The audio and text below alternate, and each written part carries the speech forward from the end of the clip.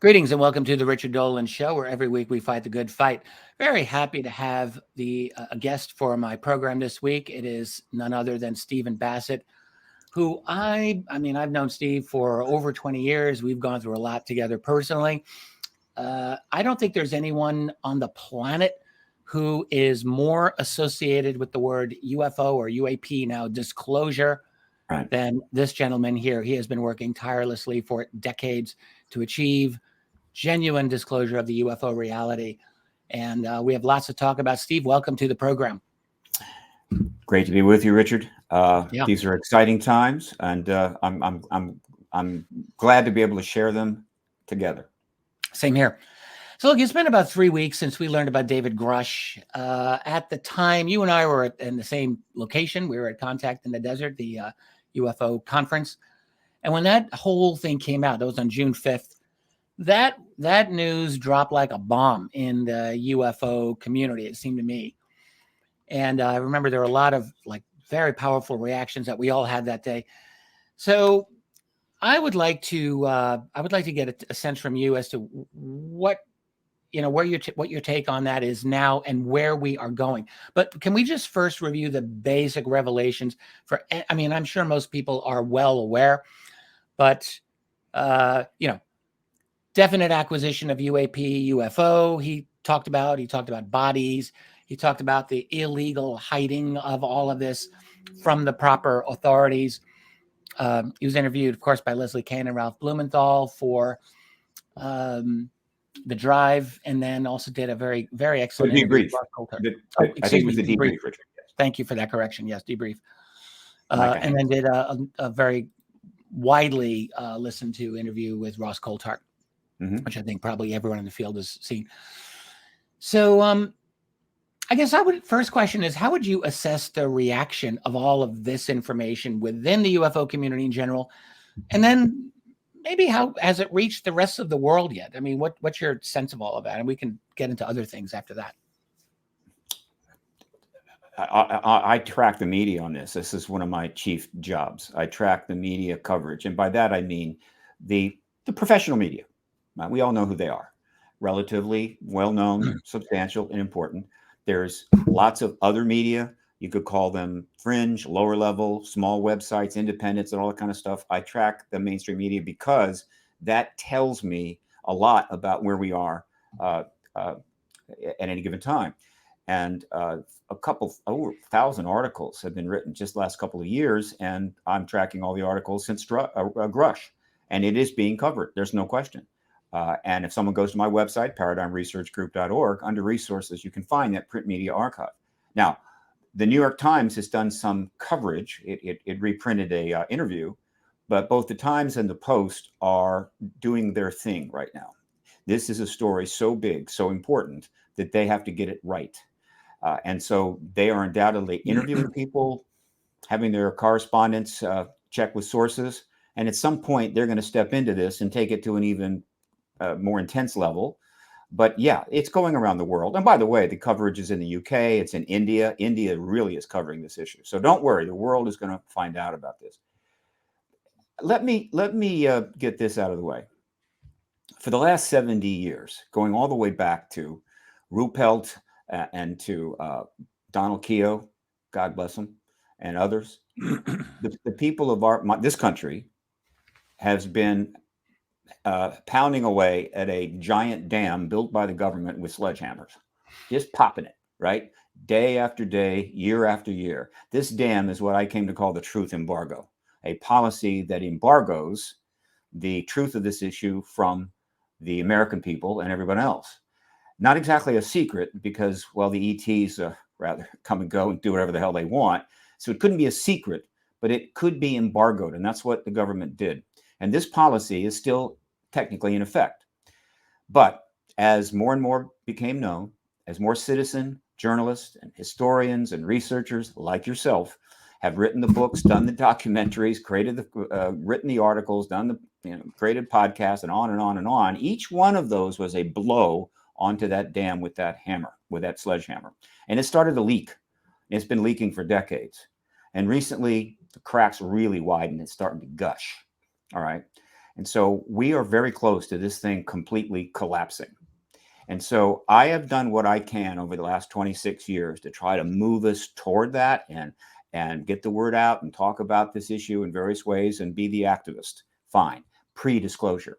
Now I'm moving on. I'm going to start focusing on post-disclosure, right? The world that is coming, because it's coming very quickly. So think of the analogy this way. My job now, I view, is to start helping people downstream from this dam deal with what is coming. And first and foremost, what you have to do is you've got to not head downstream away from the dam. You have to get to higher ground. Mm-hmm. That's what people have got to do. And what do I mean by higher ground? Dare I say higher consciousness? You've got to get to a place of understanding and perspective so that you can deal with this in the best and most constructive way. The post-disclosure world is coming. It could arrive this summer. So I'm going to be focusing on that. I know you know what I'm talking about, Richard. And Grusch is simply one big blow to that dam. But it's been followed by another, and that is Marco Rubio has stepped in since June the 5th with further comments about witnesses following up on Grusch's statement. Can we pull up? I just want to share this screen here. I think this is what you're talking about. This just came out, I think earlier today or late yesterday on, I'm seeing this on Newsweek, on MSN.com, I guess. And this is him. Rubio claims top U.S. officials coming forward with UFO claims. And yes, it's an interesting piece. Why don't you talk about this? Well, yeah, in context, and just to give you an idea of what I mean by pace and why we're rapidly getting to the post-disclosure world, in just a span of, June 5 to now, which is 22 days. In just 22 days, a gentleman by the name of Grusch comes forward, deliberately comes forward as a stated whistleblower after nearly 2 years of trying to get information to the right people, having problems, getting harassed, going to the Inspector General of the intelligence community, getting relief from that, but still not escaping problems, because just because they're providing some protection doesn't mean you can't get death threats anonymous in a mailbox. And finally decided that he was not going to wait for the process to unfold. He was going to come forward personally, and did so with the help of Leslie Kean and Blumenthal. And what he came forward with was, of course, pretty substantial, namely that people in SAPs, special access programs, and possibly even USAPs, unacknowledged special access programs, and I don't believe USAP is a legal term. In fact, the recent legislation doesn't refer to it, but SAPs were actually telling him, because he was working for the task force at the time, the early entity set up by Rubio's legislation in 2020, that he was working for them, and therefore he's who you talk to. And so they came and started talking to him, and he was learning firsthand or secondhand about the fact that we have the technology, we have crashed vehicles, and we have bodies. Now, let me be clear. People in the field, such as yourself, Richard, and others, have been saying that for decades. All right. This is not new to us, but it's coming from people inside the government with security clearances. So obviously that's a big deal. And so he comes forward with that and launches that into space, takes the interview. He makes it clear he's a whistleblower as opposed to just a witness. And that is a very important distinction because in his view, the policy is illegal. All right. And because it's his view that it's illegal, therefore, him saying, I'm a whistleblower, absolutely. And I'm happy to call him that. That is not the same as somebody else having that view. Now, there are people that view everything that's been done with respect to this issue and the Truth Embargo, going back to the beginning, 47, is illegal. Absolutely. Violates constitutional rights, higher law, whatever you want. And therefore, from their standpoint, anybody that comes forward with testimony is essentially blowing the whistle. No, that's not the way it works. You may have an opinion it's illegal, but that doesn't make it illegal. Illegal, it has to do with the law. And so there are witnesses, more witnesses than whistleblowers, who are going to be coming forward with information that they know, not on the basis of it's illegal and you need to know that, but here I'm going to provide this. And the reason is the distinction is important. A whistleblower is a tough road to go. There's all kinds of problems that you can have as a whistleblower. You can get threats. You can be intimidated. You can have problems with your life. Witnesses, no, they're just coming forward and saying, here, this is what I know. Okay, having made that point, he has come forward as a whistleblower and announced and confirmed secondhand that, yeah, we have the technology in the bodies, which confirms Roswell. Okay, that was a big deal. Then, right after that, see, on the 14th, just 9 days later, is when Gillibrand drops the language in the new NDAA bill, or the Intelligence Authorization Act portion of the National Defense Authorization Act, Funding Act. And guess what? That new language has specific protections in there regarding the access by the Intelligence Committee to, quote, technologies, the very stuff that he was talking about. This is no accident. Yeah. You I would see, just point out when that whistleblower language was included in the NDAA, and that was through the auspices of Kirsten Gillibrand, as you point out. I think a lot of people did jump on that, and I think that was probably the most prominent thing about that entire provision. It seems to me like all of everything having to do with UAP was this whistleblower protection that was inserted into it. And I'll just share. I mean, I didn't know if that would really make much of a difference in how things turned out. Like, would there really be whistleblowers that would be protected by this? or witnesses, or witnesses. Or Right? witnesses, That's yeah. witnesses as well. Yeah. Well, I'm just going to say, at least at this point, it does look like Grusch coming out is a direct result of that provision, that whistleblower protection, because I don't see how he would have been able to do this otherwise. Am I saying that right, or do you have a different take on it? No, absolutely. The last bill, which was sponsored by Warner in this case, had the witness protection. They don't use the word whistleblower in that act, but they have the protection for witnesses that are coming forward within the context of Arrow and the Senate Intel Committee getting the information it wants, so that if anybody has a problem with that and gives them a problem, they're gonna have to deal with the Senate Intel Committee. Mm-hmm. That was about testimony. It was about information. What's interesting is that the Senate Intel Committee has known about Grusch for a long time. Grusch turns up 2 years ago, right? He goes into the intelligence, he goes into the IG, I think, of the DOD with the information that he had, all right, which he felt was significant, and he goes into the IG office. He doesn't just go to the Pentagon, because I think he's thinking, I'm kind of a whistleblower here, so I better go through an independent entity, the Inspector General, and that's fine. And they took the information, and then he started getting harassed. Another 6 months or 7 months go by, and he now goes back to the IG of the intelligence community to say, I'm being harassed. Let's deal with that. Fine. Mm-hmm.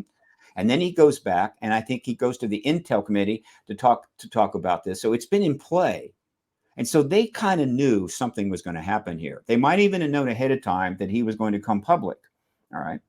And sure. and so it's not a coincidence, in my view, that when they formulated the language for the new bill, the 2024 bill, which Gillibrand in this case is more front and center, they included additional protection beyond what they did last year. And this protection refers specifically to people who have technology that they bring forward, stuff, right? Meaning, if you have some technology or whatever related to this phenomena and you bring it forward, and somebody has a problem with that, no, you're covered, you're protected. In other words, they're encouraging people, if you've got a saucer in your garage, right, and you've been told to keep that by some special access committee, you can bring it forward. You're going to be good. That backs up Grusch and that testimony completely. So it takes it to a whole nother level. So what they have done, and it's over a period of now what will soon be 4 pieces of legislation, starting in December of 2020, is they've opened up the door for the witnesses. They've opened up the door and the channels for people to come forward with protection. They've now opened the door for people to come forward with actual hardware and equipment and whatever else, including in the hands of civilians. They made it clear, if you're a civilian with that, because you're connected to the government program that may not even be operating now, no problem, you can bring it forward.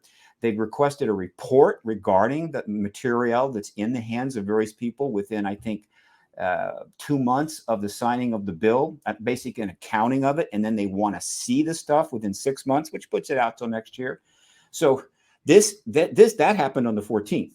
And then another, 25th, 10 days later, Marco Rubio steps in and gives an interview deliberately where he says, for the first time that anyone, I believe, has stated, is that, oh no, Grusch is not the only witness that's been coming forward since that legislation of last year of that level.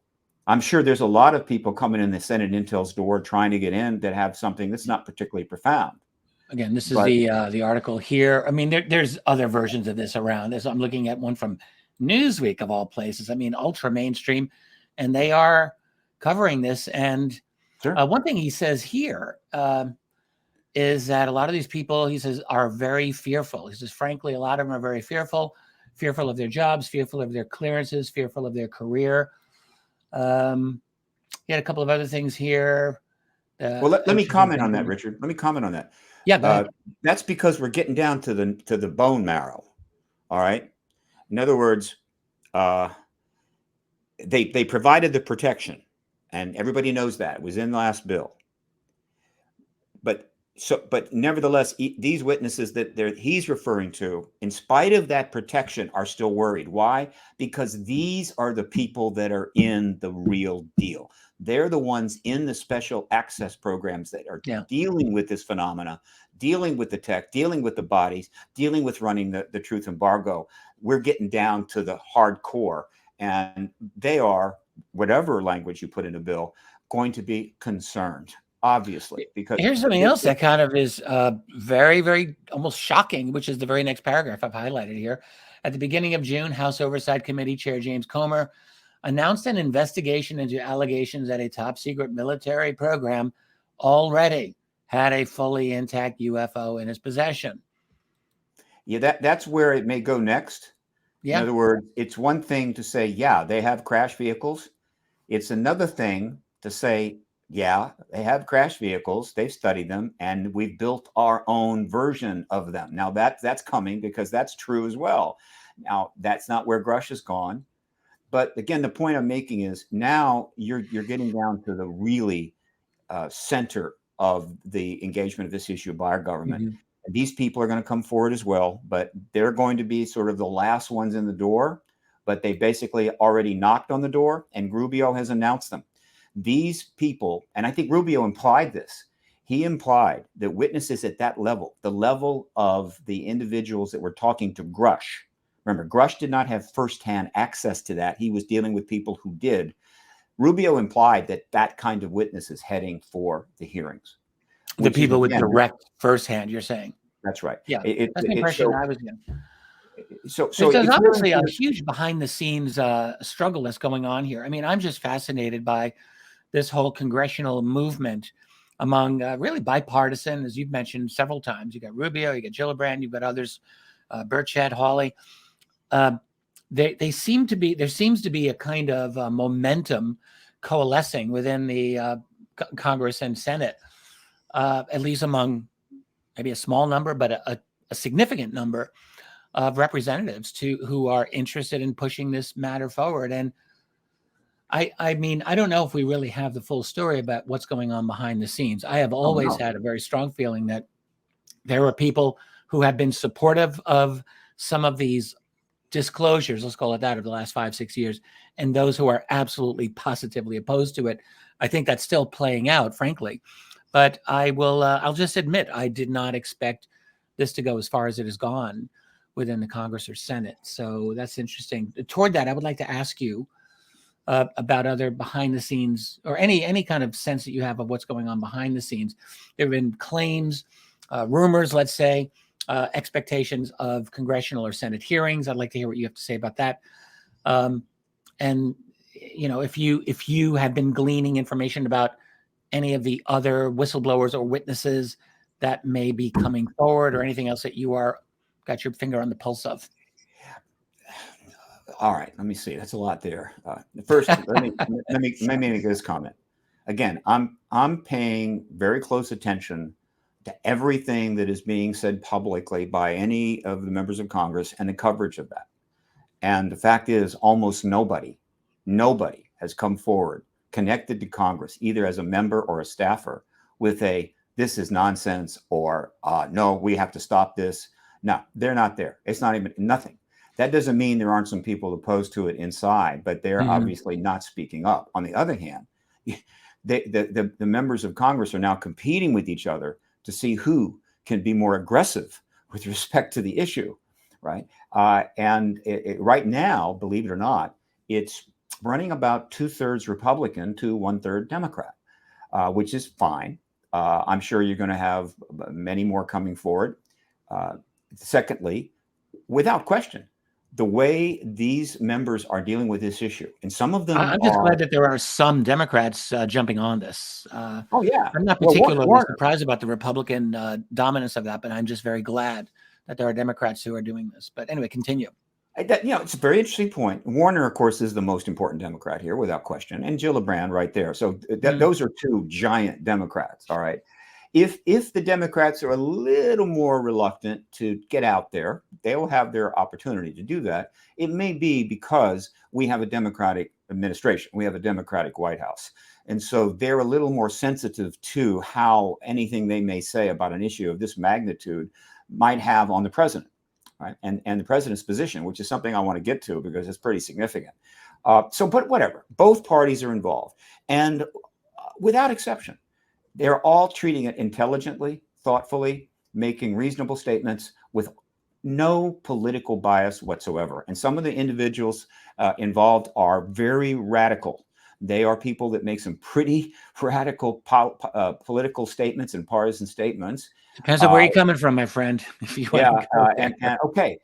But on this issue, no.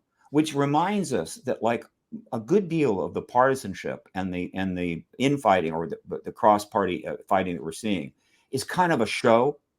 In other words, if you really were to get with these individuals just privately, with no risk of the conversation going public, you would discover that actually they're pretty smart and they kind of are reasonable about life and what have you. But they have to put on this political partisan show because that is the nature of things right now. So do you remember? I don't want to get too sidetracked, but years ago, there was a clip. I think there was more than one clip of this of Jesse Ventura, former governor of Minnesota, wrestling, worldwide wrestling, and I love that guy. But anyway, I think he was doing a thing talking with Willie Nelson, and elsewhere, and he was basically just saying, "Yeah, politics is just like championship wrestling. We get in front of the camera." That's and right. We trash talk each other. You're going to go in a world of hurt, blah, blah.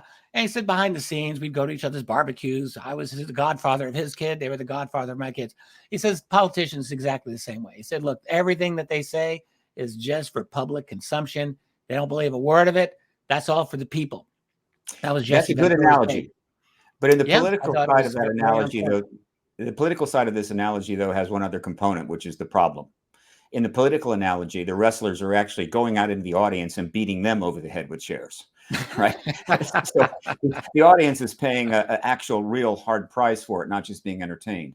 So, so again, just to make the simple point, this issue is nonpartisan. It is clearly going to remain that way, and that is what is helping to drive it forward. And we're seeing evidence of that every day. So now you've had these three things happen: June 5. June 14, June 25, that has advanced this issue very far in just that short of time.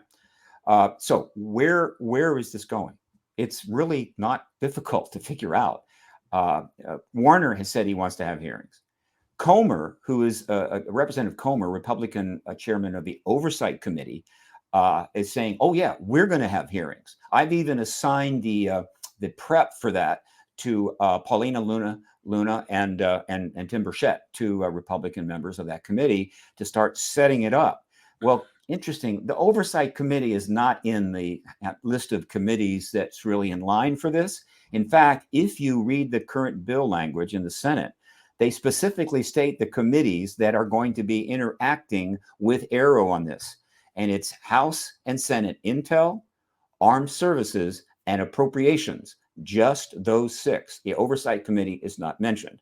Now, there are a lot of other committees, and this is the biggest issue that they'll ever experience in their political lifetime. And so I'm not surprised that some are going, wait a minute, we can hold a hearing. Of course, they've got to get the witnesses, and there's going to be competition for that. That's where things are now. So here is the dilemma that Mark Warner and Rubio, as ranking and the chairman of the Senate Intel Committee, which is the committee, and the president now has to deal with. What Grusch did is take this to another level and bring in 2 of the holy grails of this issue, the ones that supposedly weren't supposed to be taken out of the cabinet until the very last minute. And that is ET technology, ET bodies. The third grail is ET contact, abduction, all right, or contact, right? Sure. So he brought out those 2. Whoa, that takes it to another place. Now, why is that a problem? It's simple, and it's already raised its head. About 4 days ago, I think her name is Jean-Pierre, her first name I forget, but Karine Jean-Pierre, Biden's press.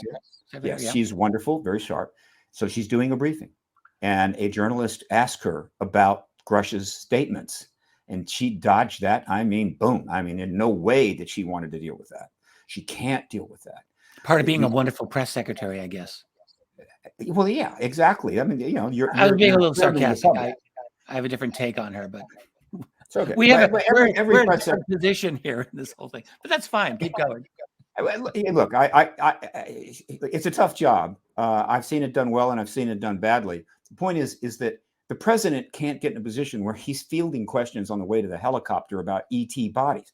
That's not the plan here. And by the way, No, right. in case I haven't mentioned it already, and I will again, you know my position on this.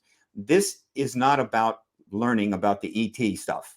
That's not what Arrow is about. That's not what this legislation is about. It is. They already know about the ET stuff. They already know that they're here. They know a lot about them. They've got all the programs and so forth. And that filters up even to the level of the high level in Congress. So all of this is about what? If it's not learning what this is about, it's about getting to a place where the president can confirm it to us so that we can really get into this issue. It is a show being put on to make it possible for the president to disclose in a way that is appropriate, as opposed to other ways not appropriate. So it's kind of a Potemkin village, which is what Arrow is. It's set up to be there. That's why it hasn't been doing much, because frankly, it has nothing to do. Arrow isn't about going and learning about the ETs. They already know about the ETs. In fact, the analogy that I use is the inauguration of a president. A president is elected in November, and then they spend 80 days building this elaborate scaffolding and platform and staging and everything to have an event. And that is when the president takes the oath of office and gives a speech, and everybody watches, and it's very formal, and it's an institutional thing, transfer of power and all that. And then afterwards, they take the scaffolding down. That's what this is. Everything that you have seen being happening over the last 5 years, and particularly the last 3, is building the scaffolding on which the president can step on the stage of and formally confirm the extraterrestrial presence to us. So do you think that, I'm sorry, do you think that that this is a plan emanating from President Biden himself? Where do you see this originating from? Is that a fair question for me to ask you? I mean, I don't know if you have an answer here, but it's originating from within the military. It's originating from the military intelligence complex. It originates, again, the full origin story will only be known many years from now. Historians hopefully will get access to the necessary documents, but it originates with the 10 people that step out into the public arena in October of 2017. The 10 people that were the key members of the To the Stars Academy of Arts and Sciences. These are all members of the military intelligence complex or former employees of the government. Those people essentially were standing for everybody else in our national defense structures, which is huge and vast, hundreds of thousands of people who privately have had the sentiment for a long time that this needs to be disclosed, that we need to get into the post-disclosure world and end this embargo. They essentially were standing in for them. They were the first group to do this, and everything has emanated from that. And so the plan was to get to disclosure. And the path to disclosure appropriately, and I totally agree, goes through hearings where the witnesses that have been accumulating for decades, the ones that are still alive, can come and testify under oath in front of public gaze. And we're talking hundreds of millions of people worldwide will be watching these hearings and be asked questions by both parties, intelligent, thoughtful questions, and give testimony that most of which we already know, Richard, except we know it in a different context. Mm-hmm. The world is going to hear it in hearings, unlike anything that's ever been seen before. And so that creates the power and the circumstance where the president, without having to go beat on the door of the Pentagon like Clinton tried to do, like the hearings are going to do the hard work for the president or for whoever, and bring it to the president, and the president can say, along with you, mm-hmm. I've watched this, and my people have watched this, and we discussed it, and yes, I agree. It confirms that there's an extraterrestrial presence, and the world will celebrate, and we will celebrate, and we'll be in the post-disclosure world. Now, sometime later in the post-disclosure world, somebody is going to ask a question could be the Austin, it could be the president, it could be whoever. By the way, is it possible the government really knew about the ET reality before you made that announcement? Yeah, we sort of did. When? Back in 47, we sort of knew. Mm-hmm. And people would go, what? What did President Biden know sooner than 2023? Yeah, he had sort of been informed of that. Well, why didn't you tell us sooner? And they will say national security, right? There were very important national security reasons why we had to embargo this issue. And the vast majority of the American people, including the entire millennial generation, will go, okay, no problem. That's the game that's afoot. And so I'm afraid you may be right on that. I think it's a shame. I'm going to get rid of this. Hang on. I'm very sorry. That's just a second. I'll just say I fear that you are right, and I wish you were not right. But I have a feeling that there's going to be a few of us, myself will be one of them, who will want to hold the government's feet to the fire on the lifetime of lies and gaslighting that they have done to the world. And I have a feeling that, however, that you're right, that they'll probably end up with enough narrative control over this, and the transformation in public attitude over the last couple of generations, I think, has been significant, and they may get that result that you're saying. Well, again, but we're not that far apart, Richard. Look, disclosure is the door that we have to go through. We have to go through this door to really get to where you and I and everybody else really needs to go. And so, not surprisingly, everything is about getting through that door, getting across that line. Mm-hmm. And that means having to stay within the lines and not step out of bounds and keep it within a certain parameters, because we're trying to get the cooperation of the Defense Department, military, forgive me, that's right, military services, the Congress, and of course the rest of the political class. This is not a unilateral thing, and so you got to have people working together. This is the way to do it. Now, to get back to what I was saying, mm-hmm. So here is the dilemma. Whatever the timing and the pace that they imagined, and I don't know what that is. I know that there's been statements they're going to have hearings now from several members of Congress, right? Whether they were thinking next year, later this fall, or whatever the hell. And by the way, all these time frames that turn up in the legislation, 2 months, we want this, 2 months from the signing, and 6 months, that's just more show. That's just more part of the scaffolding, right? It's irrelevant, okay?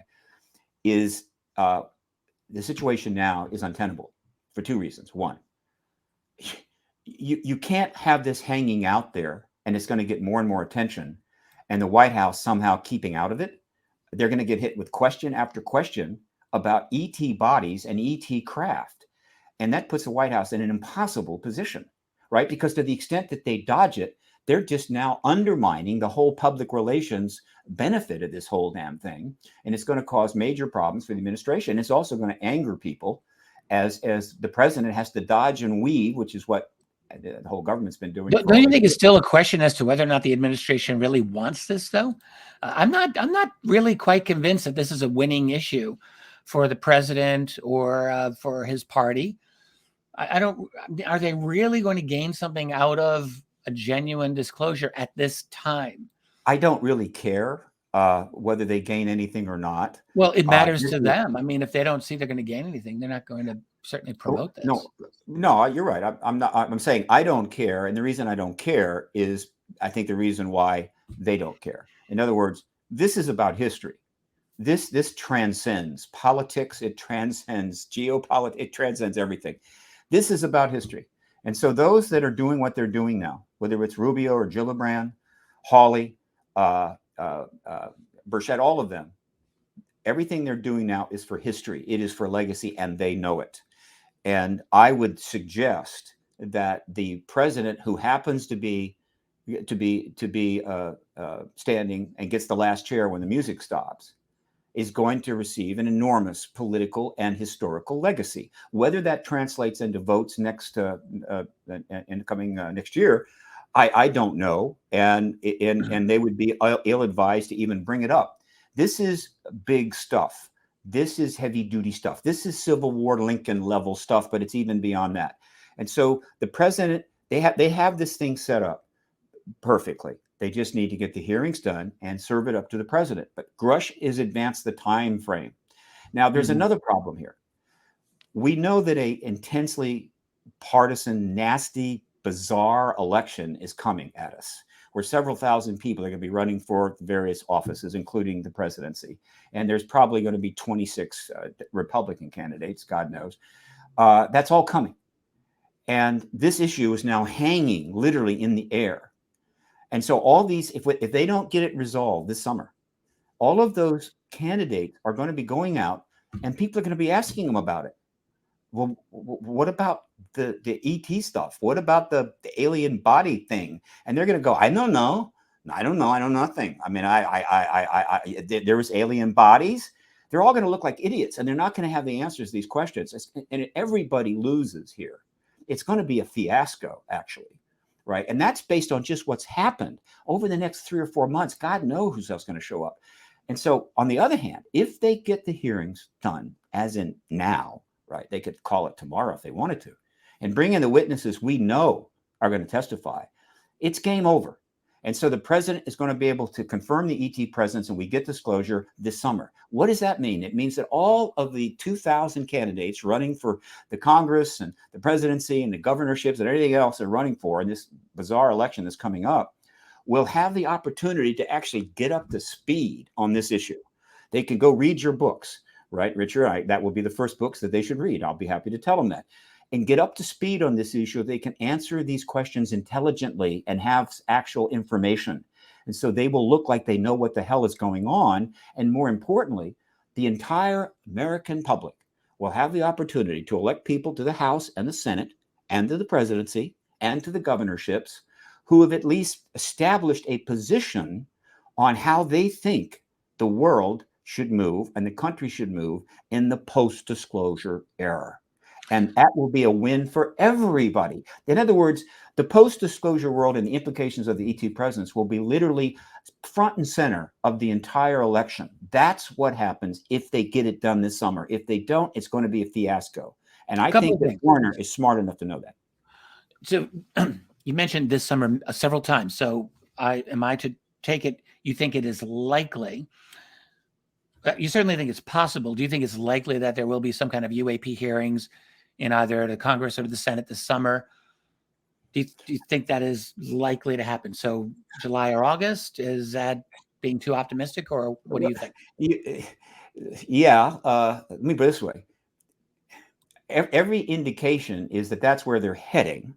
There's no question they're heading there. I mean, if they've interviewed a number of witnesses that we know publicly, they've acknowledged that they've talked to a lot of other witnesses that we don't know who they are. They've got witnesses up the yin yang. Okay. It's like the roster of a college football team. They got like 80 guys, in the team or something. So we know they have that. They've said they're going to have hearings, and so then the idea. Okay, then when? And I've just given you two very important reasons why it needs to be now. Now, if somebody has got another reason for, oh no, it would be better if we waited, I'd like to hear that, but nobody's coming forward with that. And so I'm saying that this is going to be the summer blockbuster movie of all time. So get the popcorn, get the snack, get whatever, because I believe the first hearing will be, there is no way that Warner, Gillibrand, and Rubio, and by the way, I think almost everybody else on that committee has signed on to a letter that was delivered by Rubio to the Department of Defense. I mean, pretty much everybody, there's a whole bunch of senators that are now publicly into this issue. You don't know their names because they're not giving interviews to the press, but they're signing on to it literally by signing on to letters that are being delivered to Aero and to the Department of Defense. There is no way that these people are going to let this issue start in the Oversight Committee of the House. It's just not going to happen, right? And so that means they have to act, because Comer has said, I'm going to hold it. I'm not going to hold it next year. I'm going to hold it. And so Burchett and Luna are right now, I suppose, fishing around, trying to see what witnesses will come and testify before the Oversight Committee. And so again, I'm saying it's not just likely, it's damn near a certainty that a hearing before the Senate Intel is going to happen this summer, and it can't happen. We're in the summer right now. Mm-hmm. So as far as I'm concerned, he could call it next week, and he'd be wise to do so. Well, that's interesting. And I do think like a hearing in the Senate or the House is much more likely than I would have thought a few months ago. No question about it. I would just add, I think that without a hearing, this momentum could very easily stall. I mean, I don't know that you agree. You may not agree. But I don't really get a sense that the rest of the world is really on top of this issue the way that those of us in the UFO bubble are into this issue. I think out in the rest of the world, like, I don't hear a lot of people talking about it a little bit. I have friends, they know what I do. Quite a few of them were utterly, completely unaware of what David Grusch had to say. They did not know about the UFO, anything in the news. There's a lot that people are missing. And it wouldn't shock me that if somehow hearings did not occur, that this issue once again could just drift away through the next election cycle. I could see that happening. Not going to happen. Not going to happen. You need to get the champagne and the snacks, guy. Hey, look, I did an analysis once of the hit rates. What was it? Hits? It's the statistics regarding how many, I guess it's hits to websites, right? Okay. I may be using the wrong term, but and you can get a hierarchy of this. Obviously, Drudge Report is up there near the top, Google and so forth. But I surveyed hits for the UK papers, right? Which are not just UK papers. Like now, there's a lot of papers, even like the Daily Express, the Mirror, and everything else. They're global papers, right? Because people don't read them in the paper; they read them online. The number of hits that the sites for these UK papers get is astronomical. Okay, and so and the UK papers are constantly putting stuff out about this issue. They're always ahead of us by and large, and so people around the world have been learning about this issue through the UK papers for decades. I'm also checked on the Indian papers. India has a fairly large population, as you know. It's a fairly large. They love this issue. And so if you look at and if you go to my website, paradigmresearchgroup.org, print media archive, under resources, and just do a word search on India, you can see all the coverage that I'm tracking in India. God knows. I'm going to point out something. I'm going to disagree with you here, though. Yes, the issue has been popular for a long time. Hey, look, UFOs were probably the first big subject that blew up the internet back in the 1980s, for goodness sake. Yeah. People have always been interested in it. But that does not necessarily translate to political action. I mean, there has been a strong interest in UFOs for many, many decades. So I don't know that automatically translates to response by the political authorities. But we are, I mean, I will grant, we are at a place where it does look like something like this may happen within the United States, which is kind of a shocking thing to me. But it does look like it's possible. But I'm not seeing a breakthrough to the public consciousness just yet. I will agree with you. Like, if there are hearings that amount to something that actually can get some good traction, get a couple of good sound bites would help. Yeah, and if they get covered the right way, that could translate. But even there, like, there were UFO hearings back in 1968. It didn't really seem to do very much. These would be different. These would be much more dramatic and sensational, I think, no question. Talking about alien bodies, alien craft. But I'm going to wait and see. I want to see what kind of effect this has if these hearings even take place. If they don't take place, I really wonder where this is going to go in the near future. It's going to be chaotic. But to answer your statement, look, we've had now 4. One is pending. 4 in just the span of 3.5 years. 4 major pieces of legislation. That's political action. We have members of the highest level members of both parties speaking openly to the subject. That's political action. We've got a huge number of articles in the last 5 years from the New York Times and the Washington Post approaching the issue from political side. As far as the rest of the world, look, the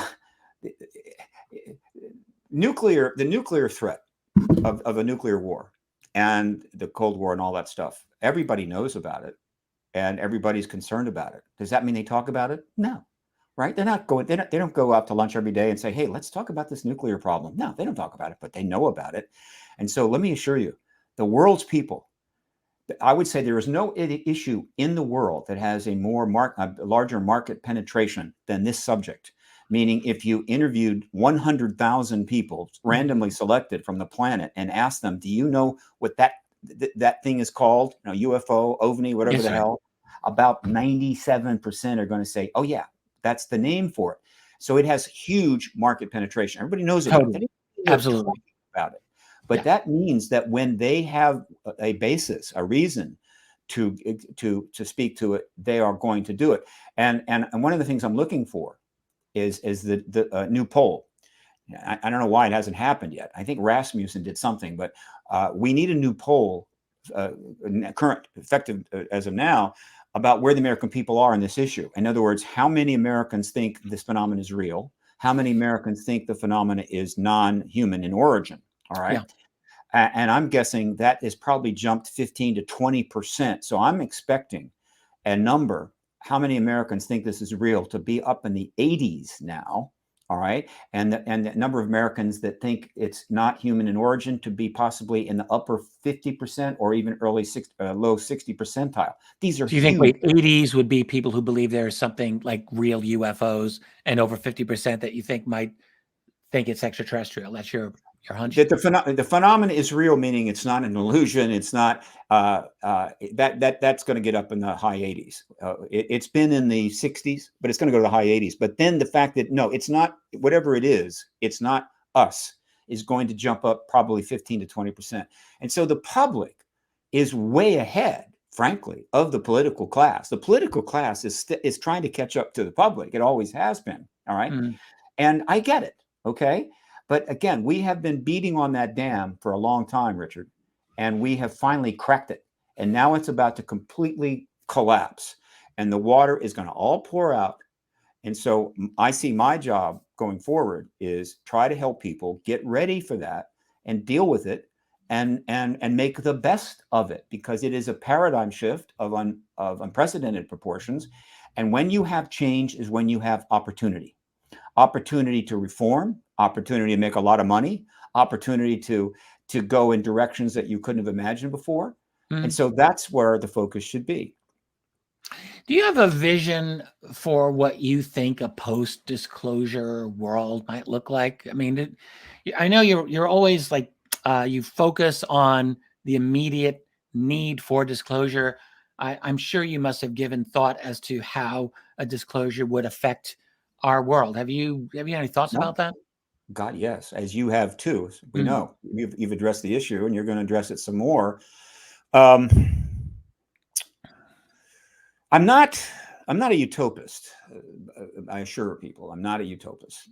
Some people would call me that, but I'm not.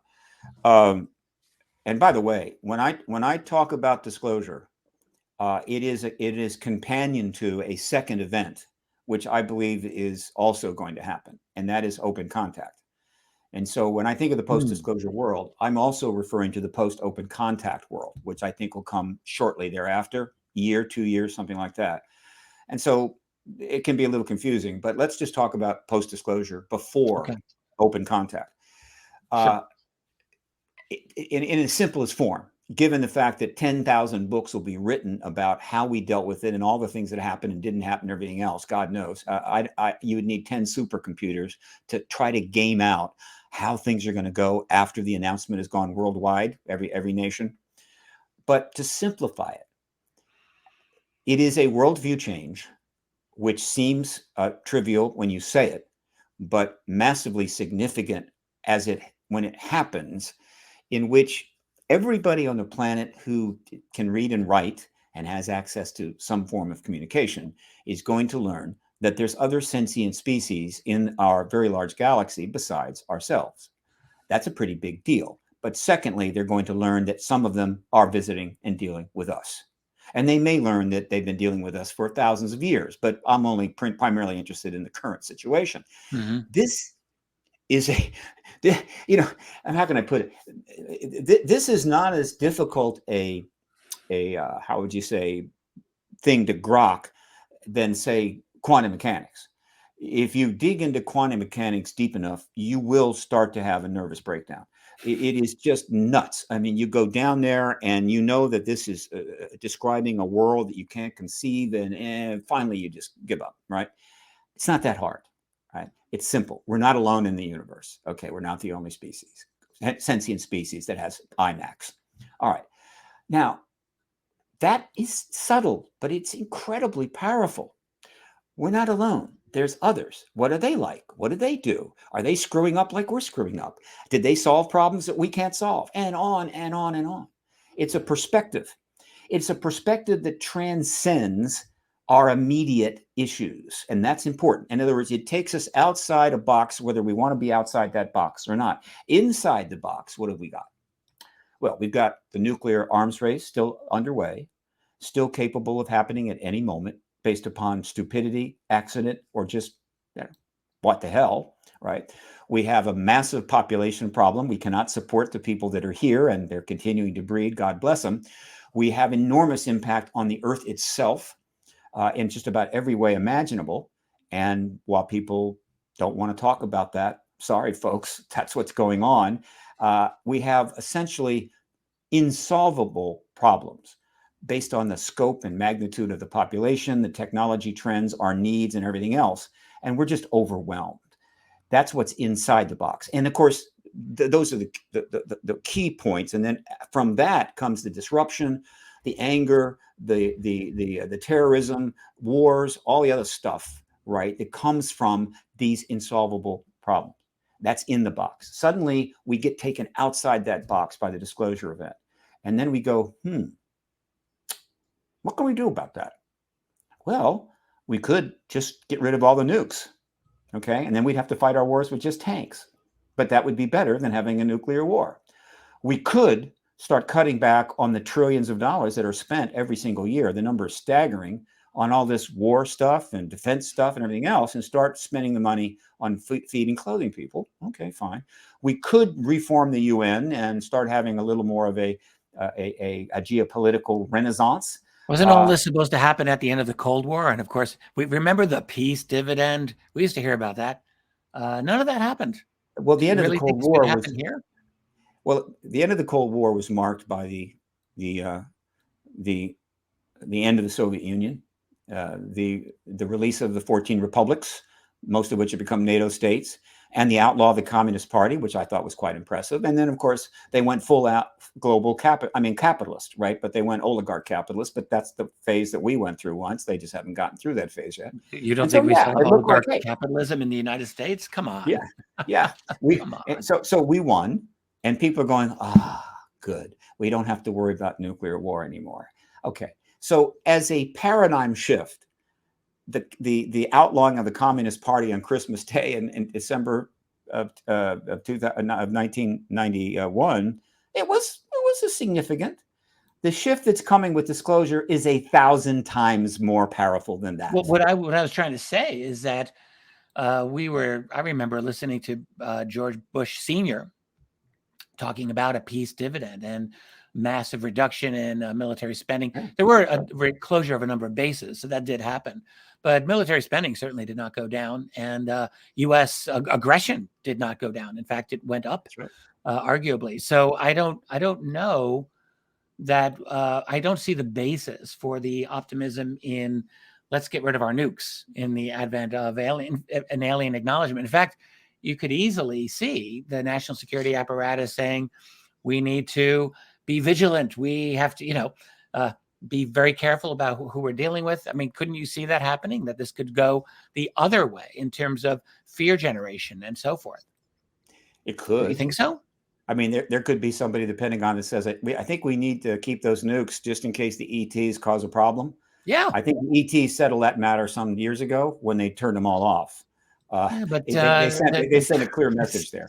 Not the same as every general signing on to that belief saying, oh, yeah, well, let's just disarm ourselves. I have a hard time envisioning that within that that culture. Again, well, what the reason I think legitimately you have a hard time envisioning that, or anybody would, is that nobody alive on this planet today will have gone through a paradigm shift of the magnitude that is coming, or can study an equivalent magnitude paradigm shift. It's never happened. We are in totally unknown territory here.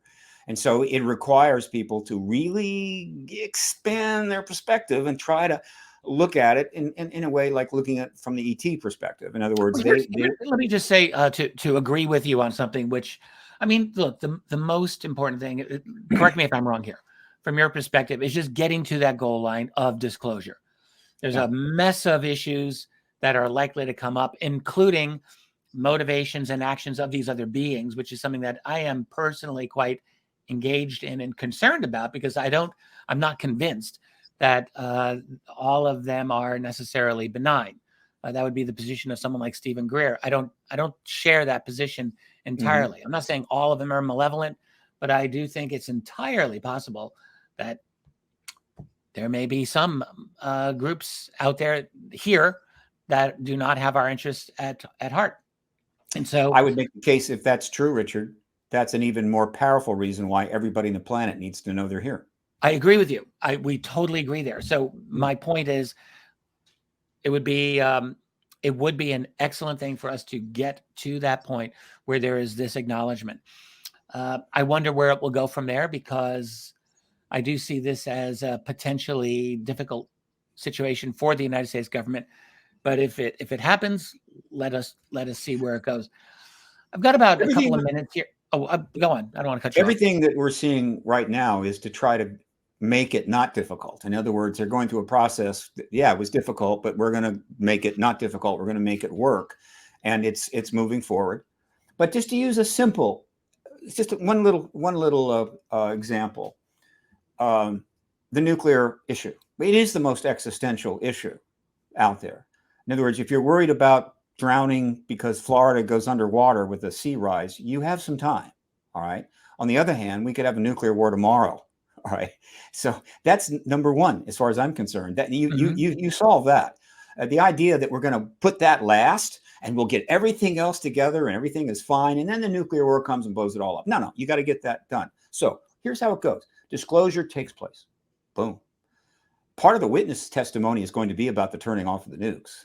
Anyway, disclosure happens, which completely confirms that testimony. And now the world knows there's ETs here, and the world knows that they've turned off nukes in the U.S. and the Soviet Union and maybe Russia numerous times. Wow. There's a lot of nukes they did not turn off. I'm just going to point out there were over 2,000 detonations of nuclear devices from 1945 to the end of the century, and most of those were not apparently interfered with. Again, the issue. The idea they turned off the nukes for a reason, right? Preventing, in other words, they didn't have to turn off nukes, and they didn't stop explosions in the past. Fine, but that's one point. The other point is, why did they turn off the nukes? They didn't have to do that. They did that. That's going to become a worldwide understanding post disclosure very quickly. They turned off the nukes, and everybody's going to know why. Now the witnesses have their view, and others are going to have their view. And I believe that in time, maybe 2 years or less, the ETs are going to tell us why. But I think a lot of the people are going to ask, why would they do that?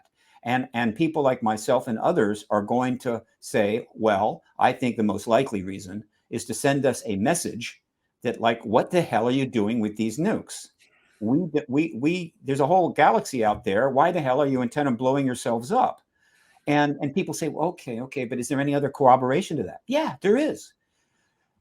Most people that even in the field know about the Ariel school event, and they know about the Westfall event in Australia. This is when craft come down near a playground.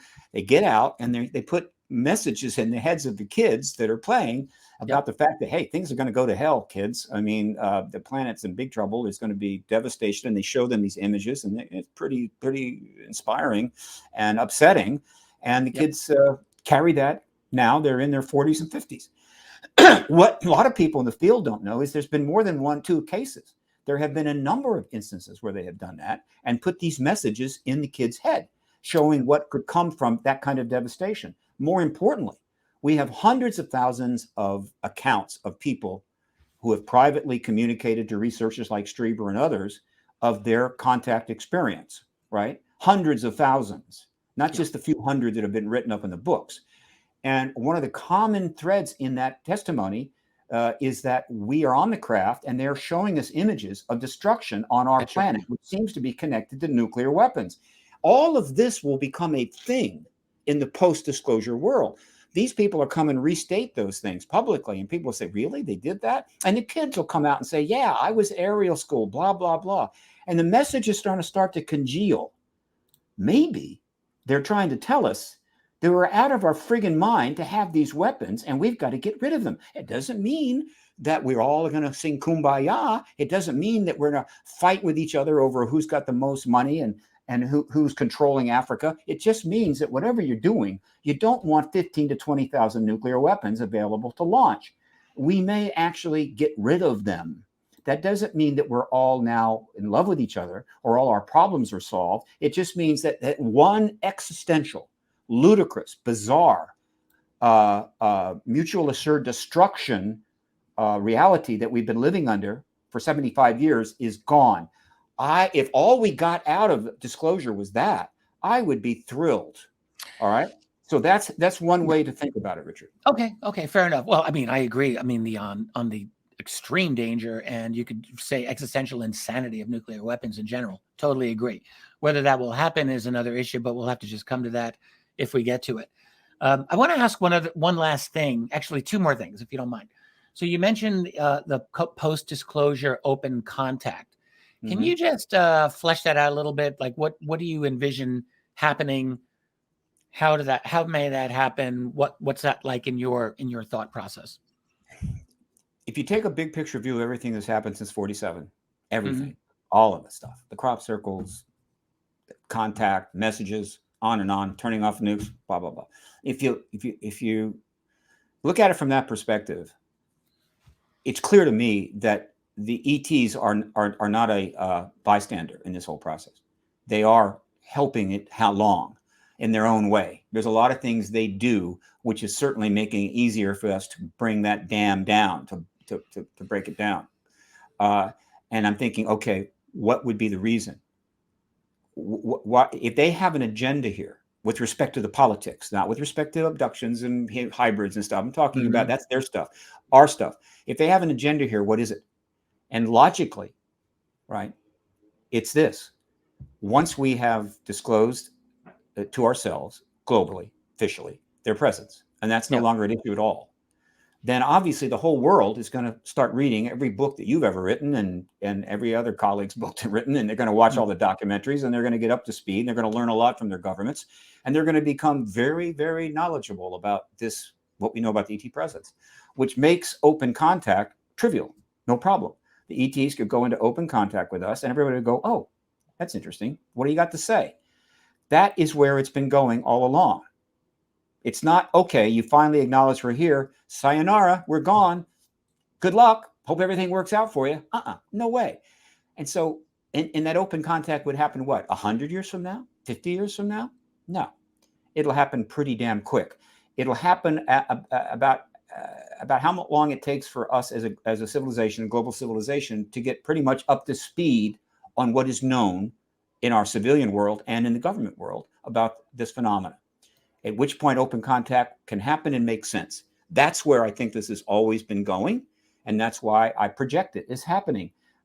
If someone looks at the history of this phenomena going back to 47 and gets a whole different picture, they're going to go, I don't get it. With me, it seems obvious. Okay. I would love to ask if you have a thought about any other nefarious thesis. I'm thinking of David Jacobs, planetary takeover hypothesis. Do you have any thoughts about that? And if there's any truth to that, I don't know if you think that there's truth to that, but if there is truth to that, how would that factor into an open announcement type of a situation? Look, I don't know if we haven't really gotten into that, like between you and me, do we think that's true or not?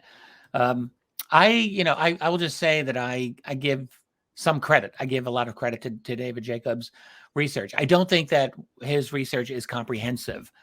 I do believe that there's other elements to the scenario than what he just says, but I've never been able to shake away what he has concluded. And I just wonder what you think about that. As I've said, I've been saying lately, look, there's two things going on. Their stuff and our stuff. Our stuff is political. They're engaging us politically. It's global. It's a galactic politics. Yeah. And then there's their stuff. And that stuff has to do with genetics, clearly. And why they do it and what the end game of it is, I don't know. Yeah. And clearly, there's plenty of room for speculation. But let me put it in more fundamental concept. Look, we get born in this world. We don't get an option here. It's not an option. Some people that believe in reincarnation say it's an option. We're born into this world, and we know we're going to die, and it's dangerous, and bad things can happen at any time. That's life. That's the way it is. Okay, right. And so the idea that an alien species or extraterrestrial species could turn up at any time, like the Borg or the aliens of our wonderful movies that make billions of bucks, it could happen. So what? If it does, it does. And I guess maybe we die a little sooner, or maybe we become slaves. I don't know. It's possible. You can't rule it out. And so is there potential concerns here? Yeah. But that's not the question. The question is this. Does any government have a higher law basis to prevent us from knowing about the facts about this or the possibility of this? In other words, under higher law, is there any basis for other people, just like us, other human beings, to say, you don't have a right to know this, you don't have a need to know this, and you can't handle this, but we do have a right and a need to know, and we can handle it. Exactly. Yeah. Well said. Under that basis, it is absolutely unacceptable. I don't care what the ETs have in store for us. The United States government, every government, must confirm their presence, and we will deal with what comes, which if it means enslavement, so what? It doesn't matter. We are not here to be made fools of by our own government. And to give you a simple analogy, if a doctor were to deal with a patient who has terminal cancer and makes a decision, why should I stress you out by letting you know that? I'm just going to say everything is just fine. And eventually you'll die, but you'll be a little happier on the way. You know what happens to that doctor now? Disbarred, sued, out of practice, out of business. Okay. There's no difference between a doctor doing that with a patient and the government doing that with respect to this issue. It is not something that can be justified anymore. I do not care what the ET intentions are or what could happen with respect to our relationship with the galaxy.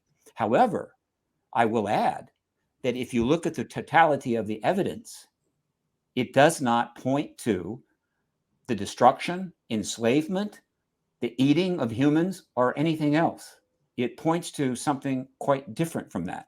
Doesn't mean it points to bliss, but the idea that there is this awful, awful truth, that is nothing but a child of the truth embargo, part of the propaganda.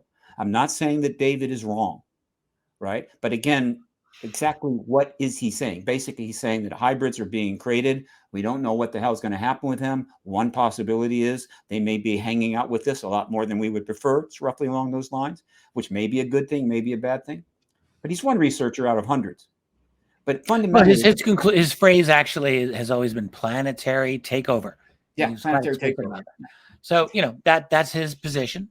Well, guess what? Guess what? Obviously, you're right. Like, many researchers do not agree with that. That is well, if you look at the leadership of the planet right now, and I'm including our government. Let's look at all the governments. Look at India, China, Russia, the United States, all the big ones that covers most of the population of the planet. I'm saying if they took over, what's to say it wouldn't be a hell of a lot better? Wouldn't be run better? Could they run this planet worse than we are? I don't know. So again, it's not obvious to me that even that outcome is awful, because the way we're running our planet now is awful. And so I'm being flippant, but again, one of my jobs is to help people not get sucked into the whole truth embargo vortex and the entire misinformation propaganda thing that was created to just keep us, out of this and keep us kind of chill on this. It's still there. It hasn't gone away yet. It's still lingering, right? And like references to the War of the Worlds radio show by Orson Welles. It's constantly brought up all the time. Nobody brings that up anymore. Thank God. It's ridiculous. Or the Brookings Report from 1960. Please, right? So, but that stuff is still lingering. And I'm saying, look, let's get away from that. Let's try to take a fresh perspective. Where are we right now? What have the ETs done? What have they not done? What do we know about them, right? And now we would like to know the fundamentals. We want to know the truth from the government. Tell us that, and then we'll deal with that and see how it goes. Pretty straightforward. Well, I certainly agree with everything you've said regarding the obligation of our governments, all of them, to be forthcoming with what they know about this. I absolutely believe that, and I think you're exactly right on that point. And whatever the actual truth is about what these other beings are up to, what they're doing, I agree with you also. Like, we should have that out in the open as much as we're able to. I do doubt that we're looking at an honest or truthful disclosure. That we can do. Let's talk about that another time. I'm not certain that we're going to get honesty in the disclosure, other than just the spin that is going to be directed toward us. But again, we can leave that. Last question. Oh, yeah. Go. All right. You want to deal with that? I think it's your job and my job and the job of our colleagues and the 400 million podcasters that are now podcasting. It's our job to make sure it's truthful. And we've got the power to do it. For sure. I mean, we have more power than my God, the ability to communicate and the collective power that we haven't even begun to tap into it. So our job is to keep that. Totally true. Okay. And you were going to ask me more? Yeah. How I want to know. I mean, I have known you for over 20 years, and I'm curious, has your vision of disclosure evolved over the years? So where you were in the 1990s when you first got really worked up on this, where you were during when Greer did his press conference in 2001, and when you started organizing the X conferences in 2004, which you did for many years through the citizen hearing on disclosure in 2013. And since then, it's been a decade since then. Have you gone through an evolution, as it were, in your thoughts on disclosure, or would you say it has been fairly consistent over the years? I'm just curious about that. I hope people won't take this the wrong way. I'm not known for having a big ego, or touting myself. But the vision I had for disclosure has not changed one iota from the day I stepped into this issue and walked into Mac's office in Cambridge. It was clear to me that this had to happen, and that this was a political issue that needed to be solved, and which wasn't going to be easy because we rarely solve anything these days. And it emerged from science fiction reading in my teens and young, and I watched Star Trek and all that kind of stuff. I mean, I'm not the only one that has come up with visions like that. There is, in fact, still a Trek foundation out there. that is around the world, and they have chapters and so forth, where people are, as activists, are seeking that thing that Roddenberry presented to us, aside from the shoot 'em ups and the proton torpedoes, of a vision of, quote, a galactic federation or a future world like that.